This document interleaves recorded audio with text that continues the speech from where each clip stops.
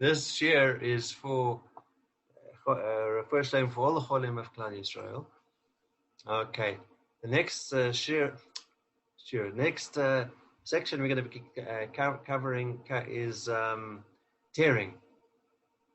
Tearing, there are two prohibitions: tearing any fabric or paper, and separating articles stuck together. If page edges of a new book had not been cut properly on a still joint, they may not be separated. If pages were accidentally joined with glue, one is permitted to separate them. Sealed letters may not be opened. Gummed labels may not be removed. Sheets of paper towels or toilet paper should be torn from the roll prior to Shabbos. One should be aware that even certain kinds of interleaved tissues might be joined to each other, and these should be separated before Shabbos. If tissues have not been prepared and no other paper is available on Shabbos, it is a view that toilet paper may be torn, but not on the perforation and in an unusual way. For example, with the feet, and that the term for that is called a shinoi, is to do it in an unusual, not regular way. So that covers that. Good. Thanks for teaching us. Let me just try and get some more light here. Let's see what that is going on. Let's see why there's not enough light. You guys aren't doing it. Used to doing it during the day. You're doing it at night. What's that? What do you mean, Arthur? It's always dark when you're doing share most of the year. Arthur, where are your cats? Are your cats also fasting? That's why they're not with you in the room there. No, I've got them I've locked them out the room. Shut All it in. All right, guys, let's get started. All right, we ended up at 43b3, and there was a discussion that Rava was thinking to himself. He didn't really mean to challenge Rabba. He was just simply pondering the matter. So he said, basically, if one kills a person with his fire unintentionally, does he pay damages or not? Do we say that it's only in regard to an ox where its owner pays kofar if it kills intentionally, but if it kills unintentionally, its owner pays damages? But in regard to one whose fire caused the death, if the death was intentional, he does not pay kofar. Then if the death was unintentional, he doesn't pay damages either. He's asking these questions to himself. Or perhaps we say that since in regard to his ox that killed unintentionally, even though there's no kofar obligation, he pays damages. Then in regard to his fire also, even though if the killing was with intent, he does not pay kofar. When the fire causes death unintentionally, he nevertheless pays damages. So the Gemara concludes, and we do not know the resolution of this inquiry, let the question stand unresolved. Okay, so we're on 43b3. Having elaborated on the issue of liability to damages in cases where there's no liability for kofar, the Gemara returns to its main topic of liability to kofar for an unintentional killing.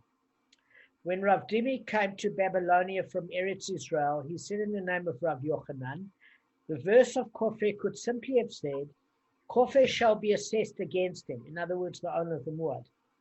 Why does scripture say when? The Hebrew term im, kofar shall be assessed. The extra word im, when, comes to include an obligation for kofar for an unintentional killing, just like there's an obligation of kofar for an intentional killing. Okay? So, although the ox is not put to death, Rav Yochanan disputes Rabba's ruling exempting the owner from kofar in such cases. Okay?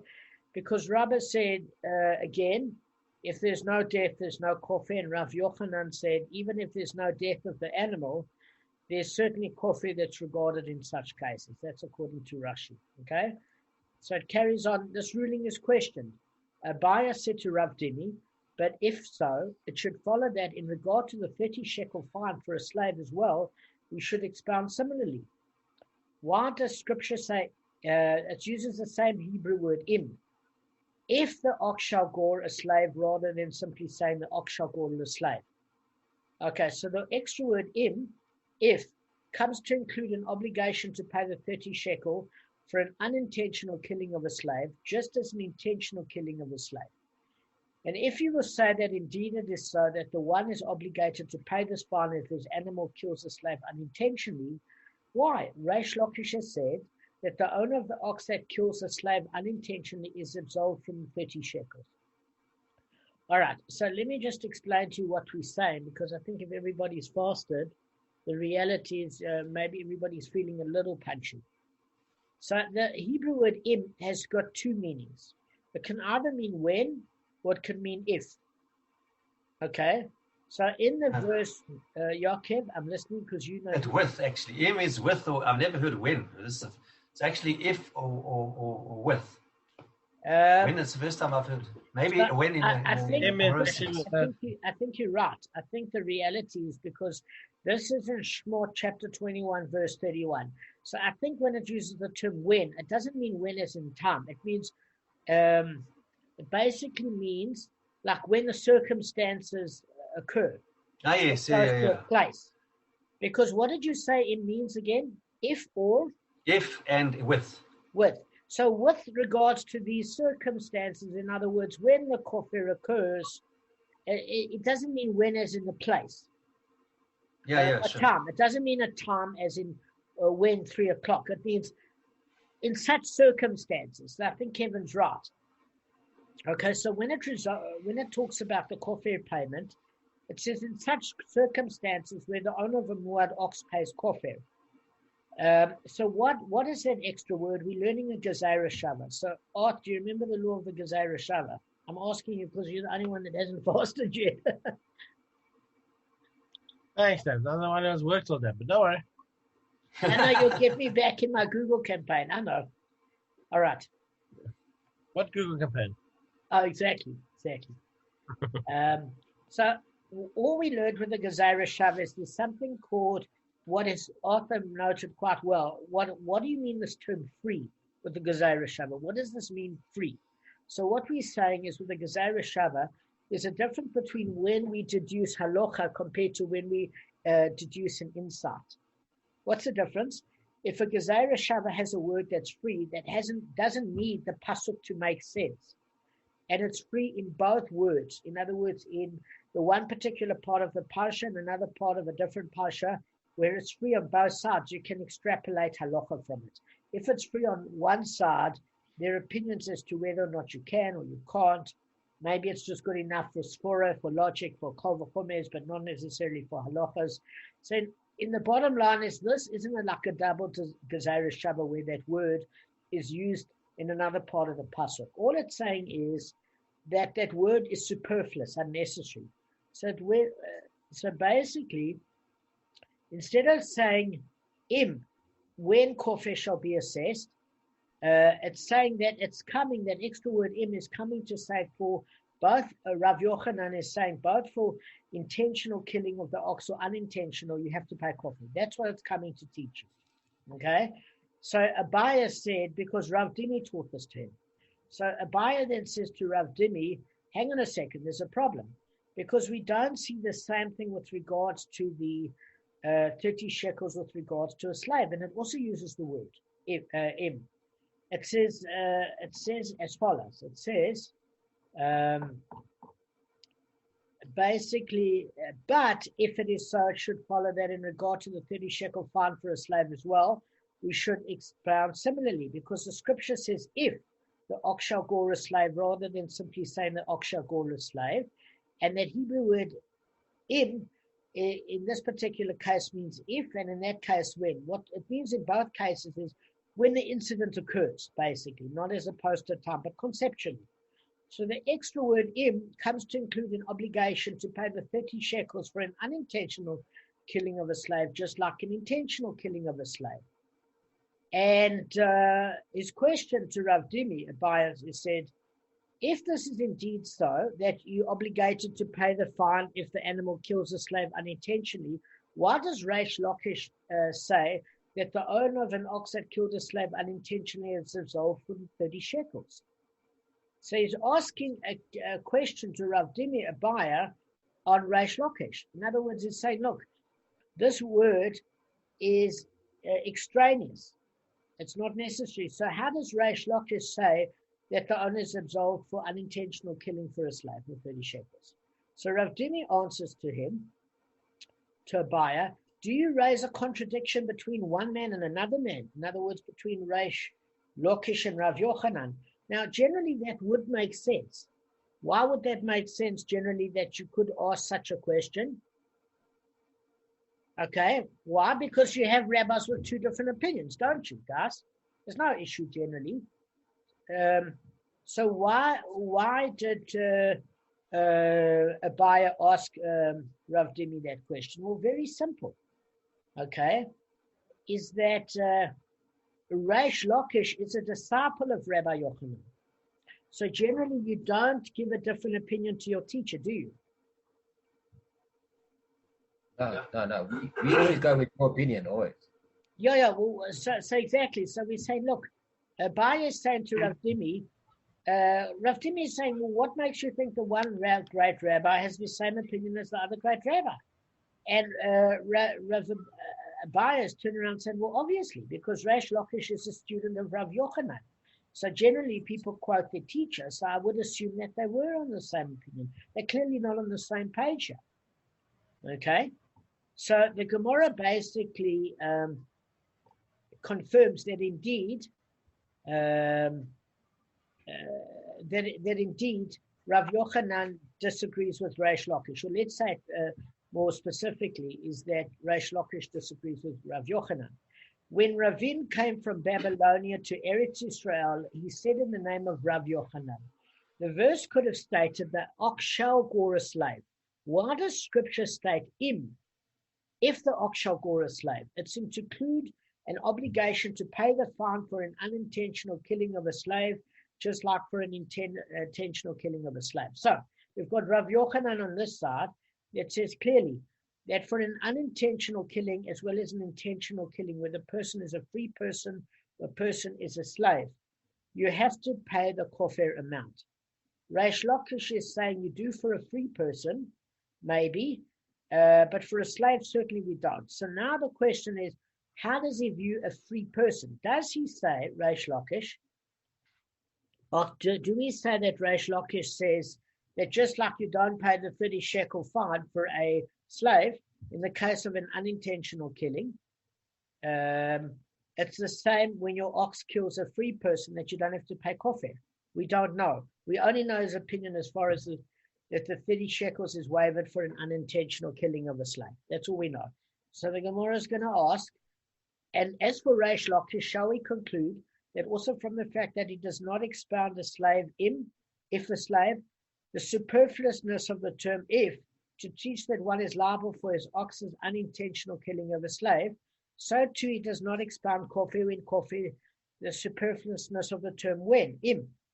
So the Gemara replies, they say, no, not necessarily. Although Reish Lakish does not expound a slave, if a slave, he might still expound kofar when kofar. In other words, the im for kofar. The Gemara explains, and what's the difference? Why would he expound one verse and not the other?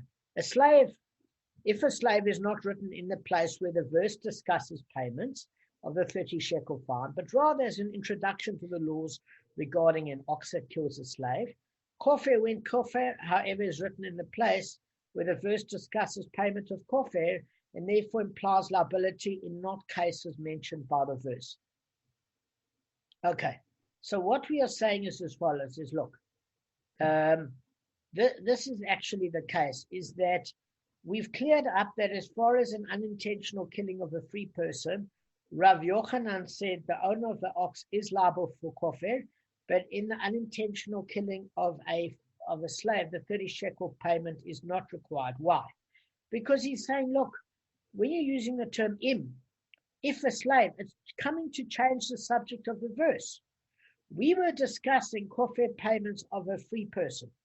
Now all of a sudden the subject is changed off tack. You need an introduction verse.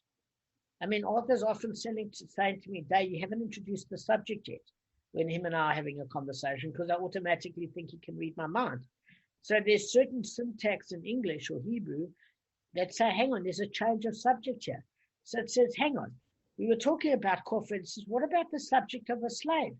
Well, if a slave dies in a killing, this is the scenario. So when it's used just as the word im, as a change of subject, it's not an unnecessary word. It's coming to connote that the subject matter has changed. And therefore, you can't use it to derive an extra meaning because its literal meaning is necessary as a change of tack in terms of subject matter. Whereas the if for the kofir, if a kofir kills the owner, if the muad ox kills a free person, you could say, there's no such thing as like when it kills. You can just say, listen, it kills a person. These are your obligations. So that word is unnecessary in the kofir, and there's an added liability. Not only is the word superfluous, which could be used for an alternative meaning as well as a gezerah shava, but it's also the fact that it discusses payments in that particular verse. So when it discusses the word im next to the word payment, it's saying there's an added liability for payment, both in terms of intentional killing of your ox and unintentional killing of your ox. Does that make sense, guys? So therefore, Reish Lakish is saying, no, for a free person you owe kofir, for both intentional and unintentional. But as far as the 30 shekel payment for unintentional, you don't owe that because that word im is a change of tack. It's not superfluous and it's not by the word payment. So I'm going to share my screen with you in summary of how we learn Rav Yochanan, Reish Lakish, Abaya, Rabba, etc. Just give me 1 second. I'm going to share my screen now.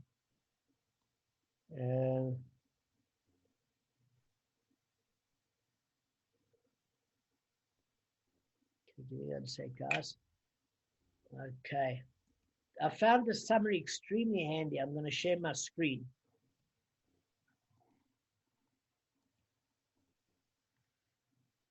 All right. Art, you want to read it properly? In summary, Reish Lakish maintains that kofir is assessed for an unintentional killing, but the 30 shekel fine for the slave is not. Rabba holds that neither payment is assessed for an unintentional killing. Rav Yochanan contends that both payments are assessed for an unintentional killing, and this is also the opinion of Abaya, who contested Rabba's ruling at the time it was mentioned. The Gemara below 44a will return to the issue of kofir for an unintentional killing and demonstrate the kofir is indeed assessed in this case. Okay, beautiful. So, guys, this is exactly right. So, Reish Lakish, a free person, unintentional killing, you pay kofir. For the 30 shekel fine for a slave, not because of that word im. He said it's not superfluous. It's a change of tack of subject, and we said that with regards to the im of kofir, it's not necessary there, so it comes to teach us something else. And it's by the word regarding payment, which shows an extra stringency for payment for unintentional killing. Rabba, we learned before, holds neither payment is assessed for unintentional killing. Why? Because Rabba holds, very simply, that the ox isn't stoned for an unintentional killing. Why? Because just as a person that intended to kill an animal kills a person by mistake, he doesn't get the death penalty. So too, the ox of a Jew doesn't get the death penalty because the cases mirror each other. And since the ox is not put to death, there's no 30 shekel fine for the slave's death, nor for a free person the kofir payment. Okay, that's very straightforward. Rav Yochanan says that both payments are assessed for unintentional killing because he derives that the word im is extra in both cases, and it comes to teach us that for an unintentional killing it is coverage, and this is the opinion of a buyer. So I hope that made sense as a summary. I thought that summary was very, very useful. I don't know what you guys think. Very good. All right, so just a couple of quick points. Now, basically, Rabba has to do something with the Ketubot 41a. You remember that verse that talks about, that their payment's due when the animal isn't put to death.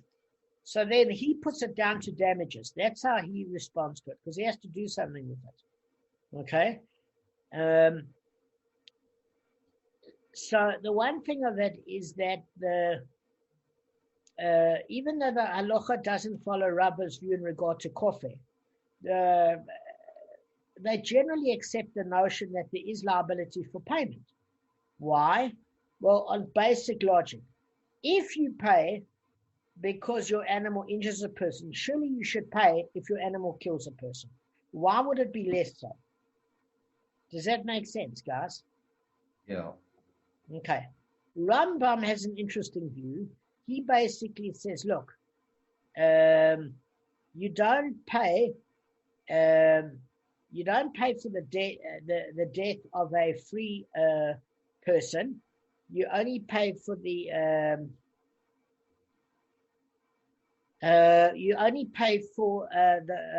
slave.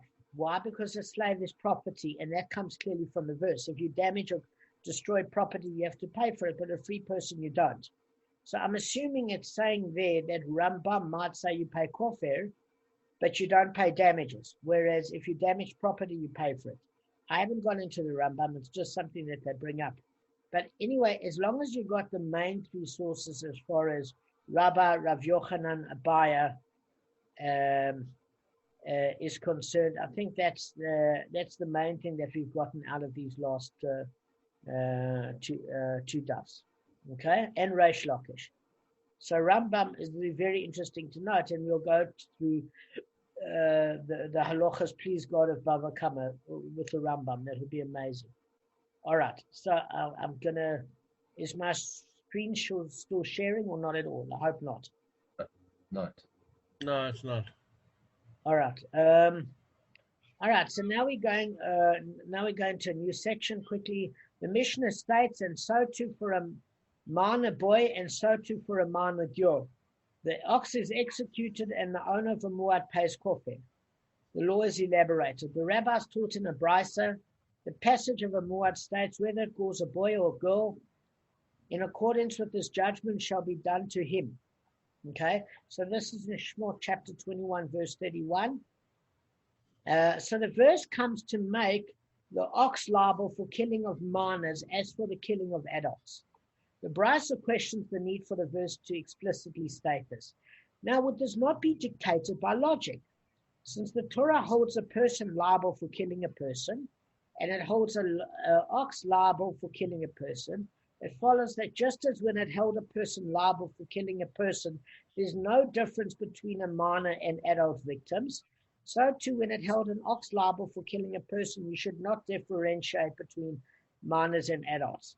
So what did we learn about kofir? Very, very simple. Is it always parallels the murder of when you put a Jew to death for the act of murder compared to when you put the ox to death for murdering. Does that make sense? Why? Because we are saying that the owner of the ox has to pay kofir. Why does he have to pay kofir? Because he should pay with his own life because of his level of negligence. And also what happens in the case where the ox, if a Jew does an accidental killing, it goes to the city of refuge. He doesn't go to get the death penalty. So any case where a Jew would get off the hook from the death penalty, so too the ox involved that is owned by a Jew. He doesn't get stoned, that ox, okay? So what it's saying is, look, this is logical. If a person, this is Jew or non-Jew, guys, if a person kills an adult or kills a minor, there's a death penalty for murder. There's no discernment. So why should there be a discernment for an ox, whether it kills an adult or a minor? There shouldn't be by logic. Because we've learned up until now, all the rules that apply to a person, such as appearing in the court for verdict, occur with the ox. Does that make sense? The entire process is the same. So it's saying it's logical. What do you need to have a special verse for? Furthermore, it is derivable that a kol v'chomer that this is the law. If in the case of a person who kills another person where the Torah did not make minors who murder liable like adults who murder, nevertheless it held the murderer liable for killing minors like the killing of adults. So what is it saying? Okay, it's saying as follows, right? minor people that commit murder, do they get the death penalty, guys, if they're under 18 in a secular law? No. So it doesn't treat. Why? Because they're considered mental incompetence. Teenagers, there's a whole term called statutory rape, meaning they don't see a person that's a minor as consenting to sexual activity on the same level of emotional and intellectual development as an adult. Therefore, if somebody has the misfortune, if he's over 18, to fall in love with a girl that's under 18, he's going to land up in Chucky and do jail time, where he's got the misfortune to meet certain guys that have missed those boundaries also. So to cut a long story short, is it saying, look, there's a Kal Vachomer, a minor isn't responsible for murder of an adult the same way as the adult is responsible for murdering adults. Okay, that's all it's saying. Okay, it's trying to make a Kal Vachomer. Nevertheless, it held the murderer liable for killing minors like for killing adults. So it's saying quite simple. An adult is responsible for killing both adults and minors because they have their full faculties. Minors are not responsible for killing adults or minors. Okay? Then in the case of an ox that kills a person, where the Torah made minor oxen that kill liable like adults that kill, is it not logical that it held the ox liable for killing minors as it does for killing adults? So what it's saying is as follows. Because what was that?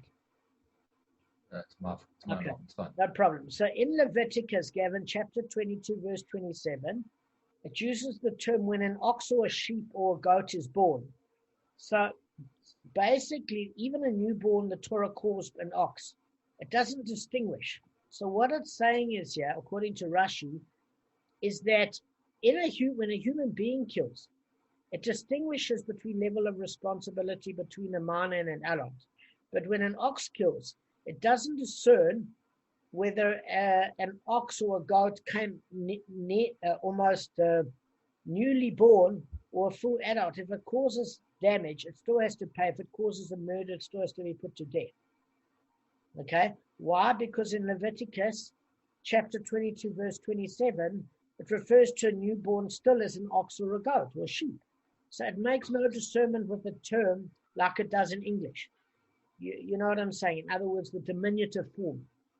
So therefore, the responsibility is the same. So the Kal Vachomer goes, if in the case of a human being, the minor is not responsible for murder, and an adult is, then in the case of oxen, sheep, or goats, when the minor is as responsible for an adult for both the murder and damage, surely it's obvious that if that ox was a minor, even more so it's responsible as if it murdered an adult because of this Kal Vachomer. Okay? So that's the Kal Vachomer proposed. Now, the Brisa continues and says, the Gemara actually refutes this argument. Okay? The Brisa refutes this particular Kal Vachomer. And you can understand it because in a way, this latest Kal Vachomer doesn't make sense, but the previous logic did. Why did the previous logic make sense? Well, if it's paralleling the ox's punishment like a human, in the sense that if it's an ox owned by a Jew, just as a human is responsible for direct killing, intentional killing, etc., and it gets the death penalty, so is an ox. And just like a human being is responsible, an adult, for killing minors as adults, so too with an ox, it should be the same. There's Kal Vachomer, which is basically saying a human minor is not responsible for murder, but an ox is. That proves the case. That doesn't prove anything. It's not a logical proof. So the Brisa refutes this argument. No, the law holding an ox liable for killing a minor cannot be derived from the law holding a person liable for killing a minor. Why? Because if you say this with regard to a person who kills another person, who is liable to pay 4 additional things if he injures a person, will you necessarily say that the same with regard to an ox which is not liable for the 4 things? Okay, Arth, what are those 4 things? No, I'm busy hallucinating when I'm falling asleep here, so it's so hot, Dad. I'll tell you how hot it is. I'm passing out here. Okay, now I get you. That's why you're on the spot. Are you talking about the four things you're talking about between the minor and the adult and the ox No. and bull? I'm saying when a person kills a person, you're responsible. When an ox kills a person, one only is responsible for actual damage, nezek shalem. When a person kills a person or injures a person, not even kills, you're responsible for paying medical expenses, recovery time, as well as humiliation in cases where it's direct contact. So it's saying, look, you can't make that kol v'chomer, because you're making a kol v'chomer that an adult is responsible for killing adults and minors. And here you're saying that we've paralleled the punishments of the ox the same, that it's responsible for killing adults and minors. And what it's saying is you can't come to that logical conclusion, because the person that kills another person gets the death penalty, but one who injures another person is liable for other things. Okay, which you can't say is the same for an ox, which is not liable for those four things. So in other words, the two cases are not equatable with each other. And therefore, on that particular basis, you can't make that. And that is why scripture has to state whether it gores a boy or it gores a girl to hold the ox liable for killing minors as for killing adults. Okay? So it's saying since the laws for minors is not derivable from the law for adults, the Torah has to state it specifically. Okay? Now it's interesting because the Ramban, Nachmanides, suggests that the ox killing of a helpless child doesn't demonstrate as much negligence on the part of its owner as it killing an adult, which point to the ox's extremely vicious nature. So what it's saying is you can't equate them because firstly, a minor is easy to kill. So it doesn't mean that the ox is vicious. It could trample on it. It doesn't mean that it's necessarily a case where it indicates the ox's vicious nature. Okay? Ibn Ezra and Chizkuni explain that since the death of the child was not solely as a result of the owner's negligence, but also of the parent's carelessness, it might be thought that the owner is absolved from liability. Therefore, the verse must teach he is nonetheless liable. It makes sense. I mean, what is a parent allowing their child near an ox for? Maybe they should have co-responsibility. So it's saying you can't necessarily deduce the two. Whereas an adult, it's a different case in terms of level of responsibility. Does that make sense, guys? So it is an interesting point. So the Brisa suggests a source for logic, okay? Firstly, the Brisa continues, now from this verse, I have established only with regard to muad oxen that they are liable for killing minors. With regard to Tama, ever, from where do I derive that it is liable to execution for killing a minor? Okay? And the reason being is because of that verse in Exodus. It's talking about a muad. So where do I get the halacha as far as a minor is concerned? The Brisa suggests a source. It's a matter of logic. Since the Torah held an ox liable for killing a man or a woman, and it held an ox liable for killing a boy and a girl, just as when it held the ox liable for killing a man or a woman, you didn't differentiate therein between a tam and a muad. So too, when it held an ox liable for killing a boy or girl, you should not differentiate therein between killing a tam and a muad. Because again, we stone the ox, whether it was a tam or muad, for killing a person, right? We stone the ox. So it doesn't differentiate with regards to a man or a woman. So since there's a Torah verse that says you have to treat a boy and a girl the same as an adult, you can extrapolate from that. Well, if you're treating them like an adult, any ox that goes an adult, if it's tam, it gets stoned. If it's muad, it gets stoned. So therefore, you don't need a verse. It's logic. Okay?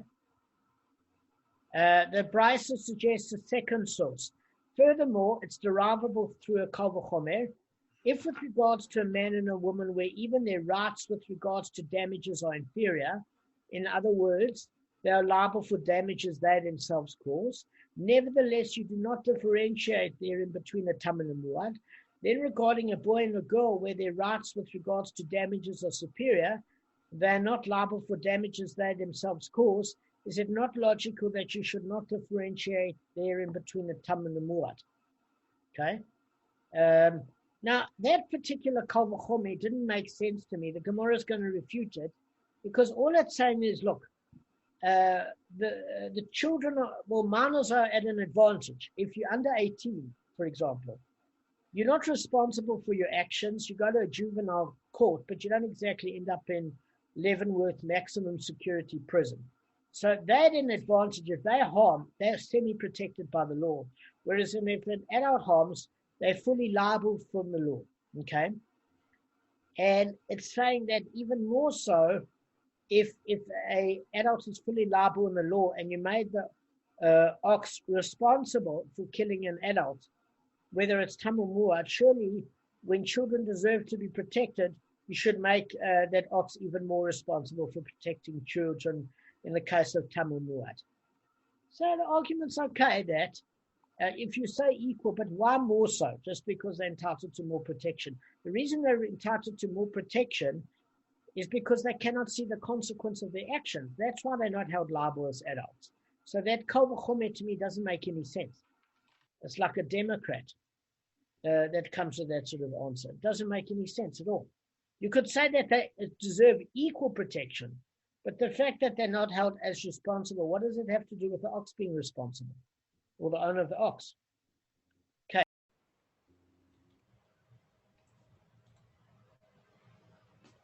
All right. So the bottom line is the responses to that Kal V'chomer. The Bryce has presented two sources to obligate a tam to stoning for killing a minor.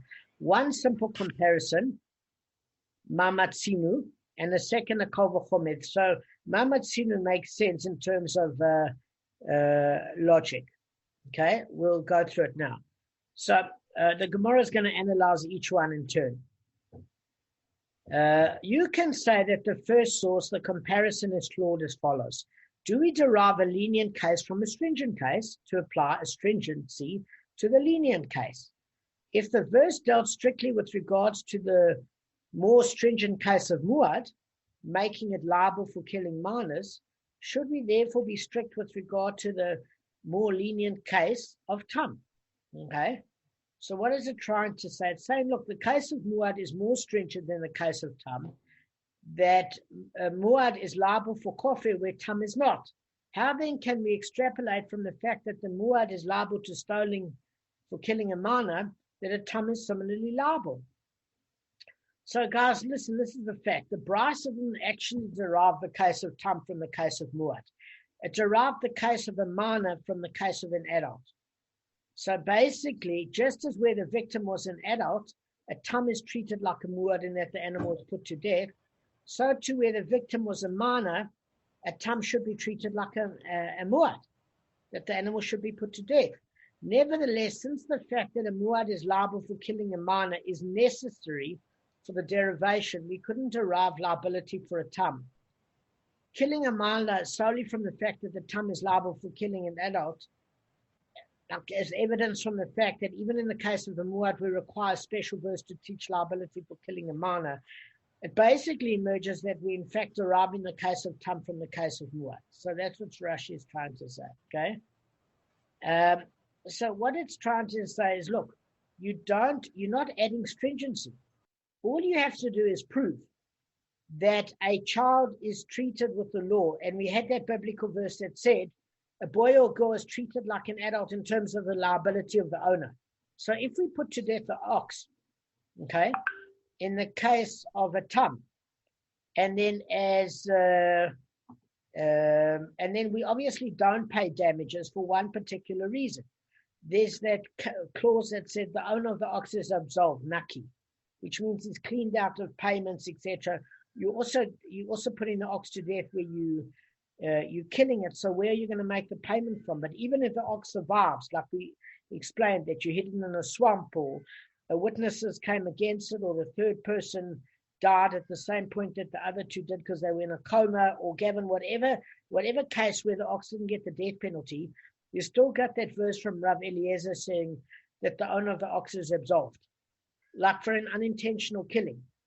So it doesn't matter whether there's the body of the ox of which to pay, which was Rav Eliezer's argument to Rabbi Akiva, or not. We're not teaching that because if the ox is put to death, what are you going to pay from? All time is paid from the body of the attacking ox. But even if that ox survives that stoning process because on a technicality, it was an unintentional killing or you hit whatever, you still can't use that ox to make payment because it says the owner of the ox is absolved from tam. So just like you wouldn't pay for an adult for a tam death, but the ox is stoned, so too the same would occur for a minor. Same with the ox that's put to death for a muad, you would pay from choice property. You wouldn't pay from that ox, and you still pay kofir for an atonement because muad, you should have known better. This was a habitual goring ox, therefore you're spiritually responsible to make the kofir payment. So we're saying we don't extrapolate the case of stringency from leniency. All we have to do there is prove that if a man is treated like an adult with that biblical verse, if the ox shall gore a boy and a girl, same as an adult, you're responsible. That's all you have to prove. The tam in the muad case stays same as an adult. It's not adding a stringency. Okay. Furthermore, the kol v'chomer too is flawed. For if you say that a tam is liable with regard to a man and a woman who are obligated in the commandments, will you necessarily say the same with regard to a boy and girl who are not obligated in the commandments? Therefore, Scripture states whether it goes a boy or girl, this verse comes to teach that the term gore is mentioned twice, and we're going to explain why. So what it's saying is, look, we needed this verse in Exodus to say, with regards to a boy and with regards to a girl, if your ox damages, you have to pay. Why? Or kills. It's talking about a muad in the biblical verse. Why? Because it's not discussing a tam. We extrapolated for how we deal with adults. But what it's saying is you couldn't necessarily come to the conclusion without that verse that you would hold a owner of ox as liable for children, minors, as you would for adults. Why? Because the logical goes as follows: is that adults are halachically obligated in the mitzvahs. Therefore, if they're taken out the world, you've taken away their ability to perform mitzvahs. But since minors are not obligated in the mitzvahs, you haven't derived them of benefits they're not obligated to. So that could think that you're not as liable spiritually for killing a minor as an adult because they don't have the same halachic obligations to fulfill the mitzvahs at that point. So you wouldn't be able to derive that you treat adults, minors, the same as adults on that pure logical basis. That's how the kol v'chomer was refuted. And that's why you need the verse to say whether it goes a boy or it goes a girl, you're responsible for the kofir payment of a muad ox. Does that make sense, guys? Okay, one last thing. The ox twice mentions the term gore, both of which are superfluous. They're not necessary. For the verse could have simply said whether a boy or a girl in accordance with this judgment shall be done to him. So the fact that it says it gores a boy and it gores a girl, it mentions it twice. You don't need to mention it twice. And all you have to do is saying if it gores adults and it gores adults and a boy and a girl, which means the goring for a boy and a goring for a girl are two additional words, goring, that are a gezerah shav, they're not necessary. So what do you use those verses for? So the Gemara says these terms are expounded to equate the goring of a tam with the goring of a muad. So the first lesson you learn for that extra term gore is that we treat the goring of a tam same as a muad, that the owner of the attacking ox is put to death. Then, both in regard to killing and goring of damages, okay? So we're saying that there's a goring of the killing and the goring of damages, which means the liability of a tam for a minor applies not only to where the ox killed the minor, but also where it wounded him. Okay. So what we are saying is that there are different opinions. There are opinions, because let's look at it like this. The biblical verse only talks about that you owe for kofir for the death of an animal. It doesn't talk about damages. It talks about damages to property, but not damages to people. I don't know if you've looked at the verse and you've seen that. If your ox damages another ox, you're liable to pay. If a human damages another human, you're liable to pay actual damage and for other things. It doesn't discuss where an ox injures a person outright in the pasuk. So there are some rabbonim that say you pay for you don't pay for the damages like you're doing a property, and that's why the Rambam says you pay for a slave because it's like property but not for a free man. And there's some that say like Rabbah, that when you don't pay kofir, you pay for damages, but you pay for damages with regards to where it's an unintentional killing, according to Rabbah. And the rules for Tam and Muad are they saying for a minor and an adult are the same. It's the same as occurs for damages versus killing, injury versus killing. So the double word goring is correlating injury and killing and correlating Tam versus Muad. So that's why there's the two extra words off. Okay, guys, I think we're done. We're done in every respect. We're on 44A2. Hang on, Kev, one sec. We're on 44A2. We went from 43B3, 43B4, 43B5, 44A1, and 44A2, the beginning. We did 5 pages today. Congratulations. And we only took 50 minutes. Well, if this is the race, we're winning. Yeah. Kevin, you know about races, sir.